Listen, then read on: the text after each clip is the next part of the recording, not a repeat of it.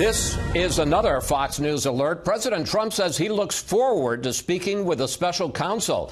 This happened just a few moments ago at a background briefing at the White House. Chief White House correspondent John Roberts is now in Davos, Switzerland, where the president will participate in the World Economic Summit there tomorrow. Good evening, John. Chris, good evening to you. And wouldn't you know it, I'm in Davos and the president walks in on a background briefing. But the president did say again that there was no collusion between the Trump campaign and Russia to try to influence the U.S. election, and that he is looking forward, his exact words, to speaking with Robert Mueller about that investigation. The president going so far as to say that he would be willing to talk to Mueller under oath if his attorneys agree with that condition. The president also saying that he does not recall asking then Deputy Director of the FBI, Andrew McCabe, at an Oval Office meeting who he voted for during the 2016 election, though the president did allow that he questions McCabe's impartiality because of his wife's ties to the former Virginia governor and Clinton ally, Terry McAuliffe. The press secretary didn't confirm it, but didn't deny it either when queried on whether President Trump asked the FBI's Deputy Director Andrew McCabe who he voted for during an Oval Office meeting. The president and Andrew McCabe have had limited and pretty non-substantive conversations. I can't get into the details of what was discussed. I wasn't there. But after speaking with people who were in the room, a senior administration official challenged the claim, saying two White House staffers who took notes on the meeting don't recall hearing the president ask McCabe that.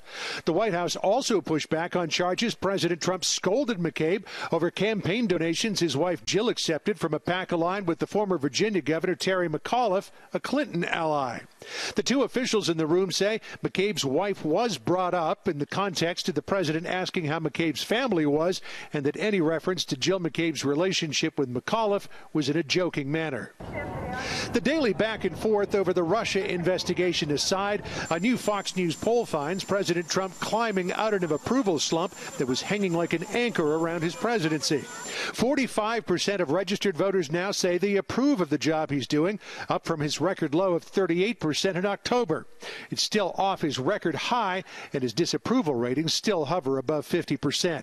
But the president does seem to be getting a boost from the economy, a huge bump in the number of people who think the economy is doing well compared to the last days of the Obama administration. We are restoring pride in the American worker and faith in the American dream. People are dreaming again. And 40% of registered voters think his policies have made the economy better, compared to 22% who think they made it worse. With that as the backdrop, President Trump is heading to the World Economic Forum in Davos, Switzerland tonight to declare the U.S. is open for business. I'm going to Davos right now to get people to invest in the United States. I'm going to say, come into the United States. You have plenty of money. But I don't think I have to go because they're coming. They're coming at a very, very fast clip. But at a forum that is all about globalism, President Trump's America First policies are raising eyebrows, particularly after Commerce Secretary Wilbur Ross spoke about trade wars at a press conference, saying, quote, "There have always been trade wars. The difference now is U.S. troops are now coming to the ramparts." Italy's prime minister felt compelled to throw a rhetorical counterpunch. I consider legitimate for each country to say my country first. No, I could say Italy first. Why not? What we need is an economic environment really functioning. And to have this, we need free trade, free market, and not protectionism. The Commerce Secretary assured the forum that he was not about to launch a trade war with anyone, though he did say the president intends to reverse some of what he called the bad trade decisions of past administrations. And Chris, the president's appearance here in Davos is going to be very interesting. As a businessman, he never got invited. Now as president, those business leaders who wouldn't invite him have to pay attention to him. Well, and he's the star of the show. John Roberts reporting live from Davos. John, thanks for that.